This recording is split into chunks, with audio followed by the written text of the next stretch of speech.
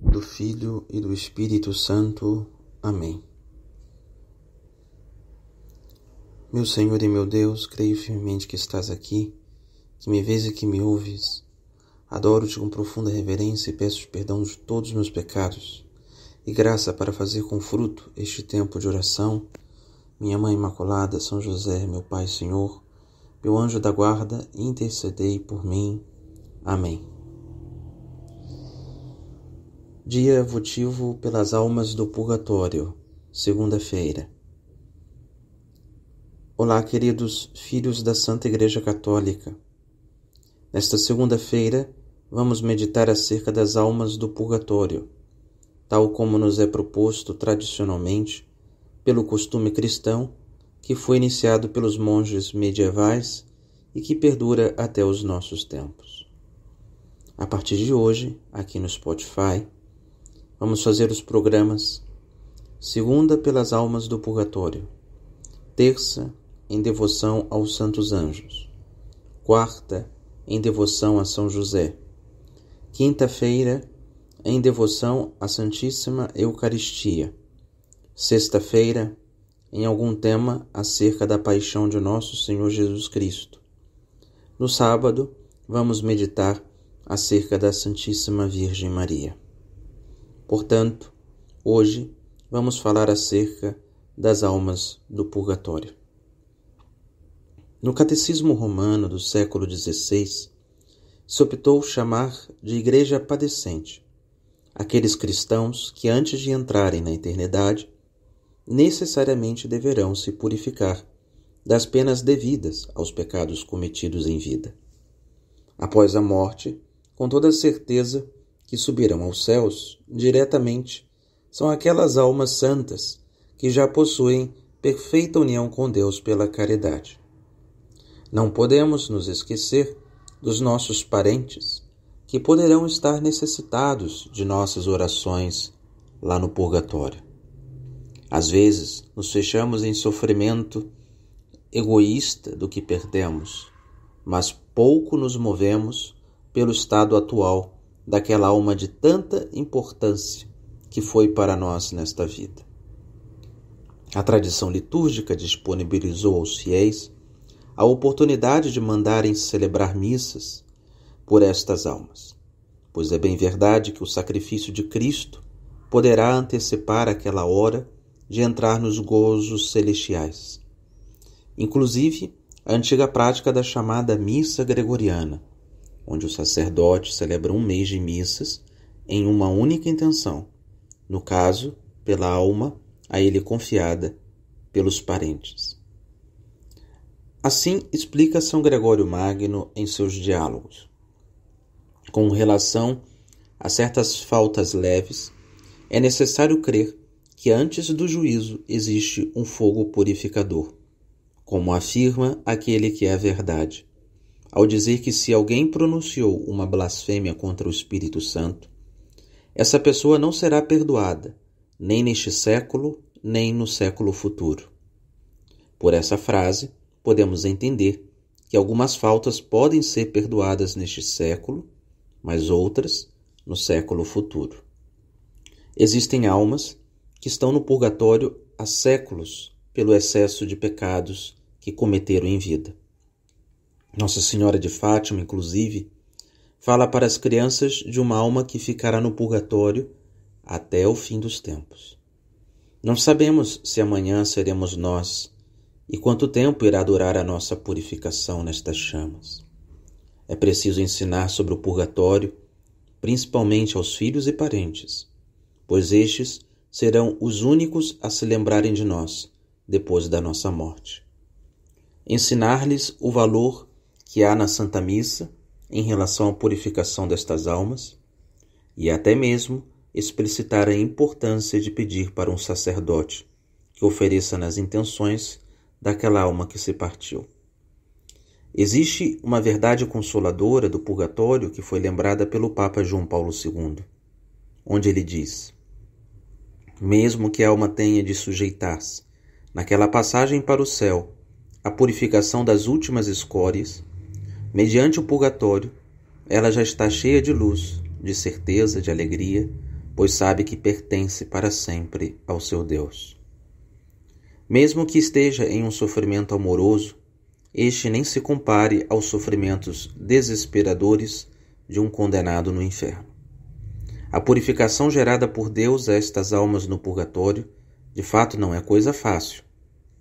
Os próprios santos tiveram visões, como é o caso de Santa Faustina em seu diário.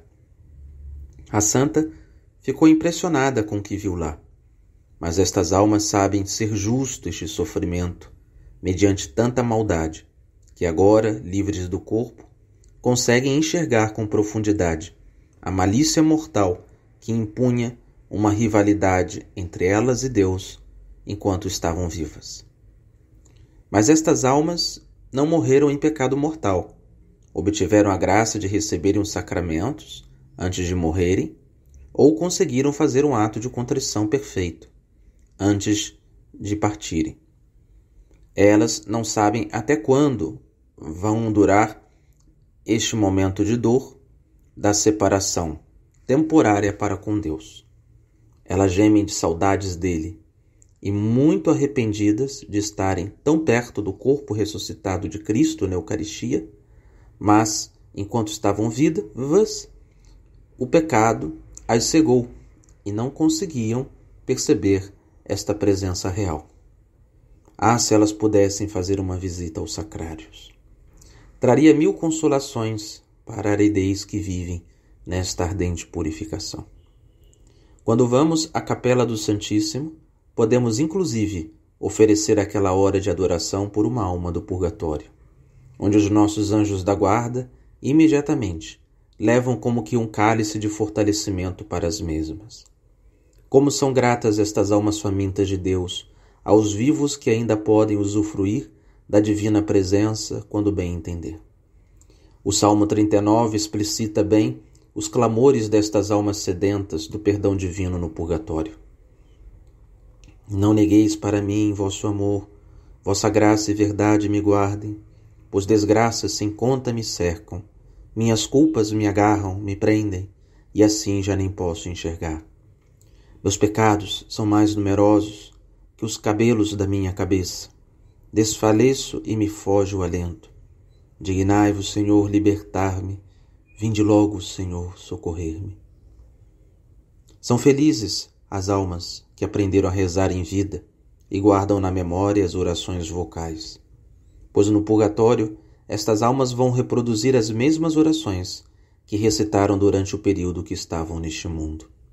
Porém, aquelas almas que negligenciaram as orações nesta vida são as que mais sofrem no purgatório e mais tempo levam para saírem de lá, pois não sabem rezar e com grande dificuldade clamam a Deus, tornando assim o sofrimento mais intenso, com menos consolações. O que nós vivos podemos fazer por estas almas, de nossos parentes, que não aprenderam a arte da vida interior?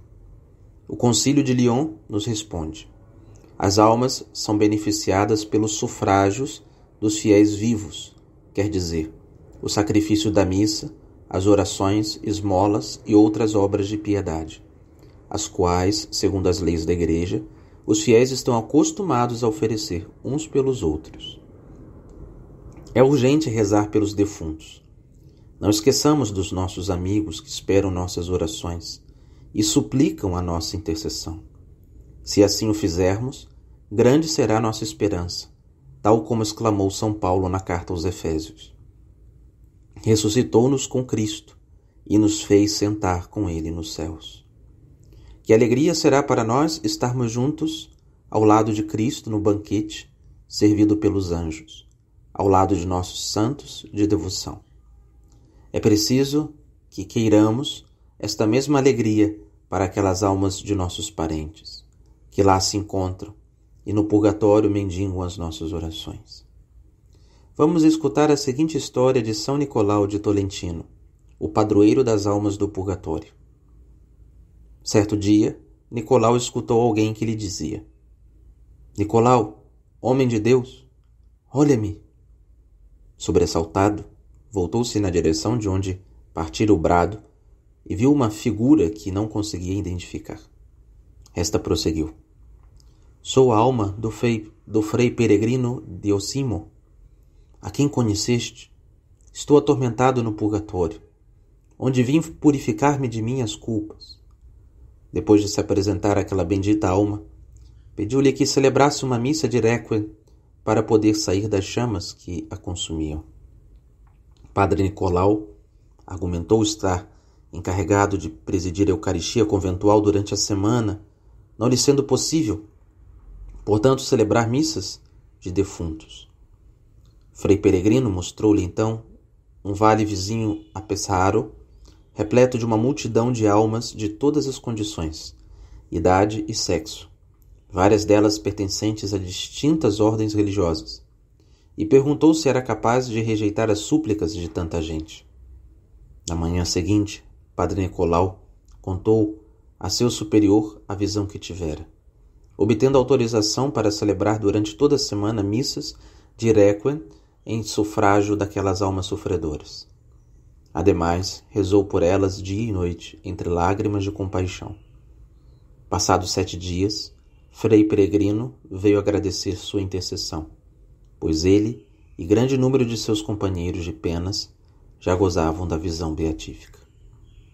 Esta é a origem do septenário de missas pelos fiéis defuntos de São Nicolau de Tolentino, que passou a ser conhecido pelas benditas almas como aquele que, com a nave de seus méritos e orações, sulca o mar do purgatório. Que Deus nos ajude a sermos misericordiosos com estas pobres almas que nos suplicam as preciosas orações dirigidas a Deus por elas. Ave Maria, cheia de graça, o Senhor é convosco. Bendita sois vós entre as mulheres, bendito é o fruto do vosso ventre, Jesus. Santa Maria, Mãe de Deus, rogai por nós, pecadores, agora e na hora de nossa morte. Amém. Que as almas dos fiéis defuntos descansem em paz. Amém. Em nome do Pai, do Filho e do Espírito Santo. Amém.